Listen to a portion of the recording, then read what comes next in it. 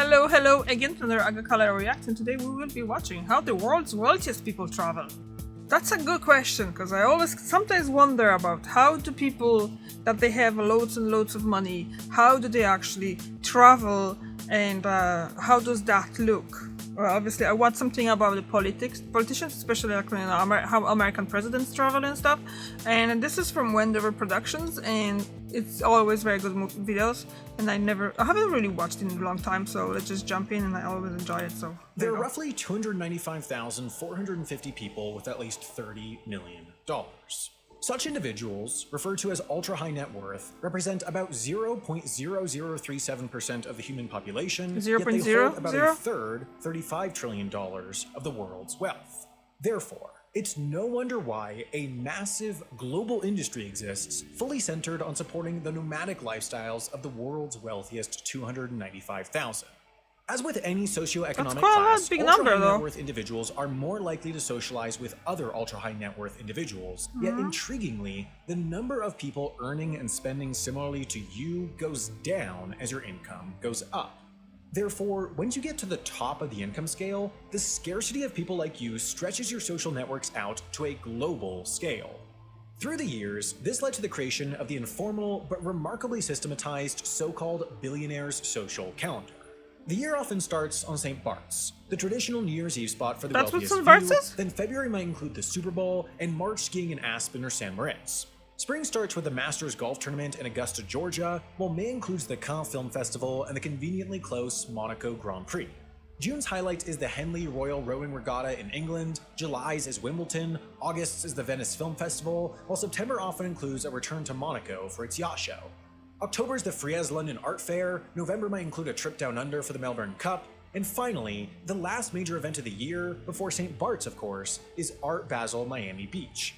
These events are hardly about the events themselves. Most wealthy attendees to Monaco's Grand Prix hardly care about the racing, and its yacht show is far more than a sales event for the vessels, but rather they serve as an exclusive space made available only to wealthy people who want to socialize with other wealthy people.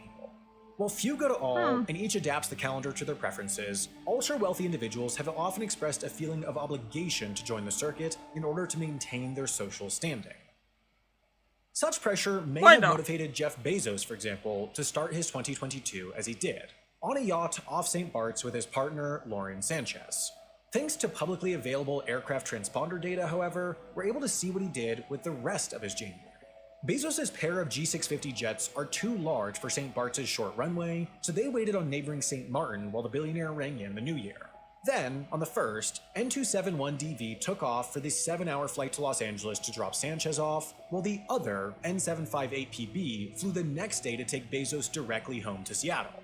Over the next 2 weeks, both jets regularly shuttled up and down the West Coast between Seattle and Burbank, presumably to take Bezos and Sanchez to visit each other.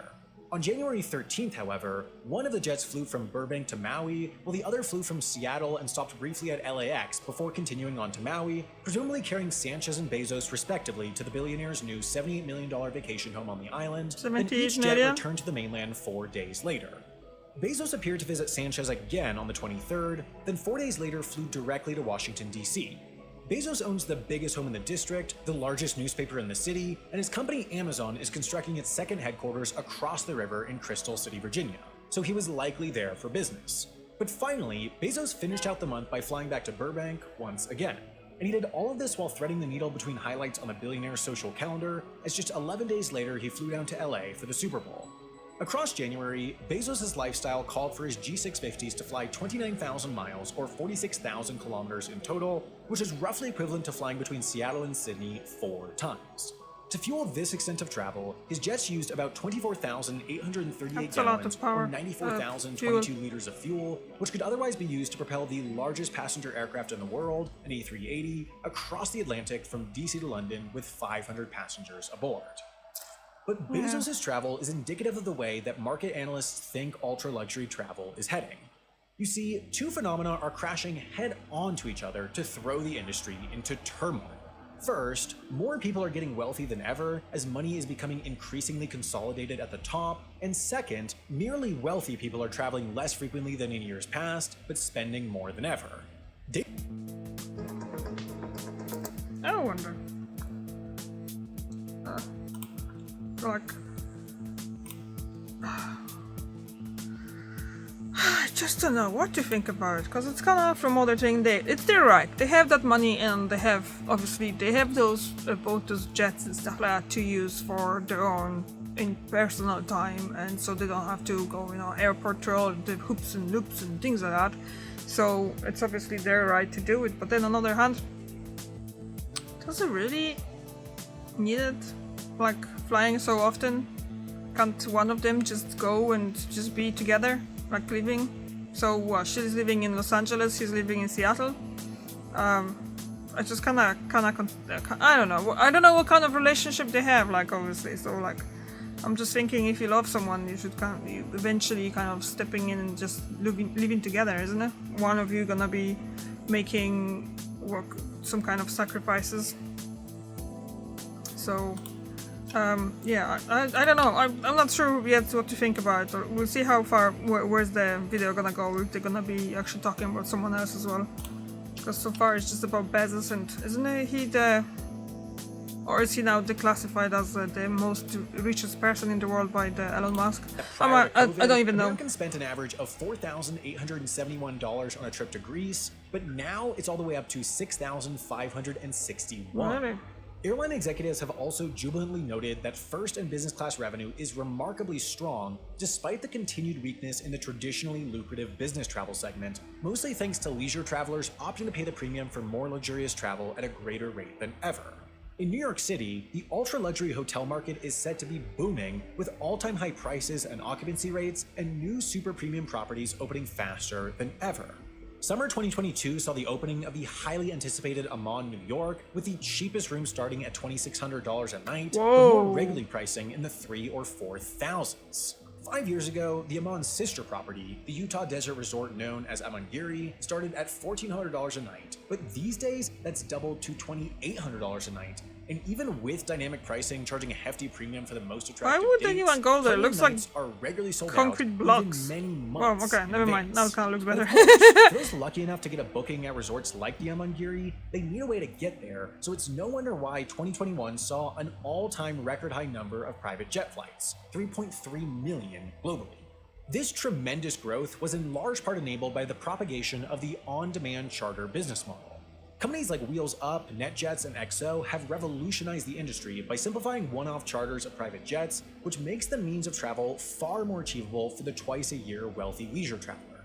These private jets are serviced by fixed-based operators, which essentially act as private terminals for hire, and these are also observing record traffic, leading to more FBOs being developed, which is pushing up prices for airport real estate and hangars to an all-time high as well. So, as the industry has grown as large as ever, it's simultaneously more expensive than ever and more frustrating than ever to get access to a private jet. Essentially, across the ultra-luxury travel segment, there's a capacity crunch. More people than ever are willing to pay more for a night in a top hotel than most do for a month of rent, or more for a 2-hour private flight than most pay for their cars. The pace of industry growth is outmatched by the growth in demand for the segment. The incredible consequence is that the super wealthy have pushed the ultra wealthy out from their traditional stomping grounds. There simply are not publicly available travel experiences expensive and exclusive enough for the wealthiest of the wealthiest anymore, so they're essentially turning to private everything. Yachts fulfill this need well.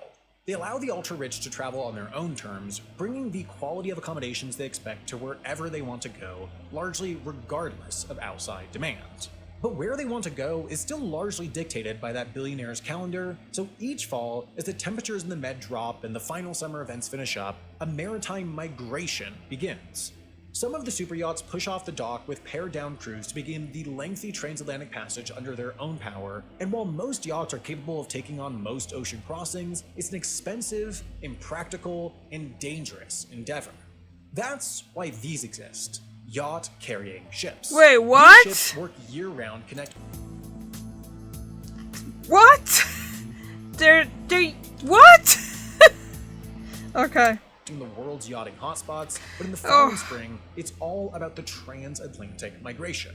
So, at the end of the Med season, a deluge of vessels descend on yachting hubs like Genoa, Italy, and Palma de Mallorca, Spain, to load up on one of these vessels, their owners paying up to $100,000 for the convenience. Upon arrival in the Caribbean, their owners can once again access their yachts, providing convenient access to winter events like Art Basel Miami and New Year's on St. Bart's. As with every other segment of the industry, however, the superyacht industry is growing faster than ever, meaning what was previously I just can't believe it. There's constraints special of ships land for is the finding yacht. itself increasingly stuck out at sea. Take, for instance, a berth at the Yacht Club de Monaco. First and foremost, it'll cost you. During the summer season, a night will cost the shortest vessels $275, but if you'd like to dock the same boat during the Monaco Grand Prix, the price skyrockets to over $16,500 a night.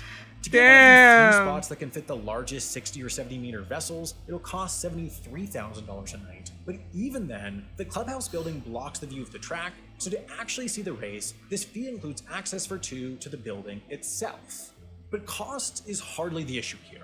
Rather, it's club membership, which requires that you were first sponsored by a member, then approved by the admissions committee. Once in, to secure a spot during the med season, berth reservations have to be booked months in advance. But for the only event that parallels the Grand Prix in exclusivity, the yacht show, just getting a berth is only half the battle. When showing your superyacht off to other attendees, the best spot to dock is here, across the way, so onlookers can take in the full profile of the vessel rather than just its rear. But getting these spots requires first that the yacht is too long to fit in a traditional spot, and that you or your captain has a strong relationship with the event directors, relationships that take years to form. Navigating these busy waters is an expensive pain. Superyacht ownership in general is an expensive pain. Yachts don't generally get someone from one place to the next efficiently at all. On the open ocean, they're generally unpleasantly bumpy rides, and yearly costs generally average around 10% of the boat's value. Yet across the board, no matter the length, sales only continue to rise. Anecdotally, the deals cut on the decks of these behemoth boats and the valuable relationships curated at yacht club bars are said to make the investment worth it. As one new yacht owner told the New Yorker, quote, "One deal secured on board will pay it all back many times over." So, increasingly, the yacht is now perceived as a necessary component of the billionaire social calendar, meaning the same way the wealthiest few are feeling about private aviation and ultra-luxury hotels now extends to the yachting world as well. I'm just thinking about that. A boat for the boats, for transporting the boats. And I can understand where's it coming from, because obviously, like he said, it's expensive, it's not safe, and it takes time probably, but it wouldn't be... I just don't know what to think about it, like seriously. This is such a... something that I would never think about existing. You see, I'm 41-year-old and I'm still learning new things. It's just... I don't know. It's... Woo! Mind blown. Like seriously. It's just I'll be reading about it for the next few days, I think. Just can't. Ultra wealthy are getting more creative. Really? Over the past 5 years, just as overall sales and superyacht builds have risen, the number of superyachts over 40 meters being refitted has nearly doubled. More often than not, refitting means a visit to a boatyard for minor alterations. Sometimes, though, these refits are major, which reflects a growing trend: the rise of the expedition yacht. With traditional waters busier than ever and the experiential economy as big as ever, billionaires are rebuilding and buying superyachts capable of taking on more adventurous trips, be it sojourns into the Arctic or lengthy remote prowls across the Pacific. At the extreme end of this trend is a former Soviet icebreaker now rebuilt as an equally tough and luxurious expedition yacht called Legend. On the other, experiential yachting firms have popped up that create World War II battle simulations in the Pacific for bored kids, or set up temporary restaurants on sandbars in the middle of the Maldives. The trend towards exploration and expedition isn't just a super yacht thing either. At the same time that increasingly numerous millionaires are pushing the ultra-wealthy away from their old stops, the interest in and social value of unique experiences is pulling billionaires to services offering one-of-a-kind adventures, from up-close gorilla safaris in Rwanda to luxurious overland treks to the South Pole. These Luxpeditions, as they're called, are individually curated by companies like Brown and Hudson to push their guests through Bear Grylls-like experiences in frigid winter conditions before they escape to tents with heated floors and Michelin star-worthy food waiting on them. Their goal is that the trip, in their words, is seared into the participants' memory. And if the extreme outdoors isn't of interest, Brown and Hudson offer the opportunity to travel like James Bond, to live a few days like someone else entirely, or go off on a globe-trotting grand tour. For the ultra-wealthy, the options are really endless. As long as it's legal, said one representative of a referral-only travel service, they'll do anything for a client. Bespoke traveling for the billionaire class is booming, and as long as the traveler gets a good story out of the experience, or the ability to brag about visiting the Salar Uyundi Desert in Bolivia, or the most rural reaches of Sudan before any of their friends, they'll keep paying well into the hundreds of thousands for it.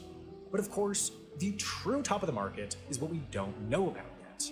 Increasingly, wealthy people are traveling to be seen, either in person or on social media.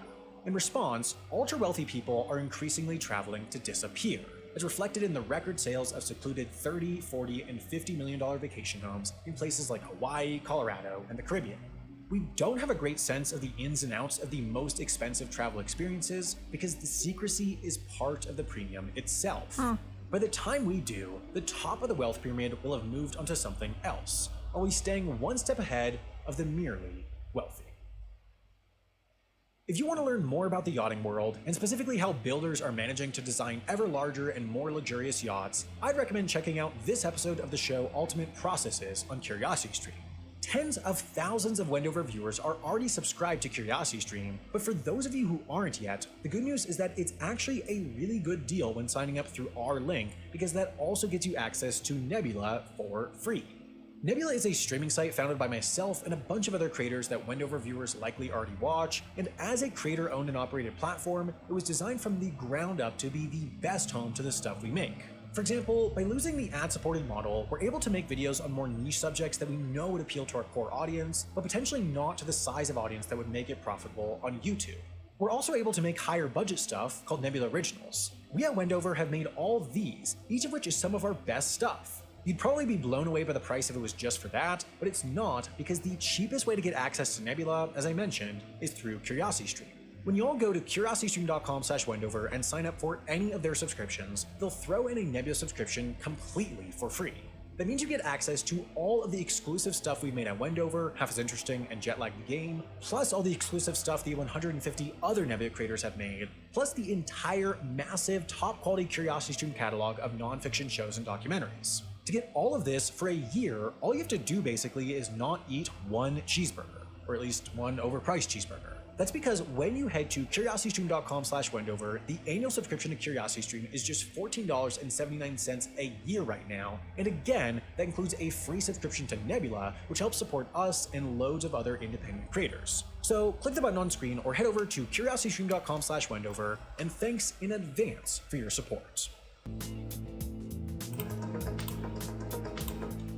Okay. So what do you think about it? Would you... I don't know. Now I'm not thinking, because I'm still thinking about that boat for the yachts, and I'm trying to... I just don't know. I just don't know what to think about.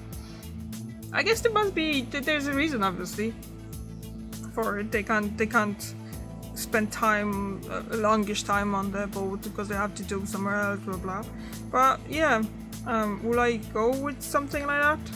I wonder if new wealthy, or I actually don't know, because honestly, I mean, I really don't know what to say. I really don't know. Thank you very much for watching, and I see you tomorrow. Bye.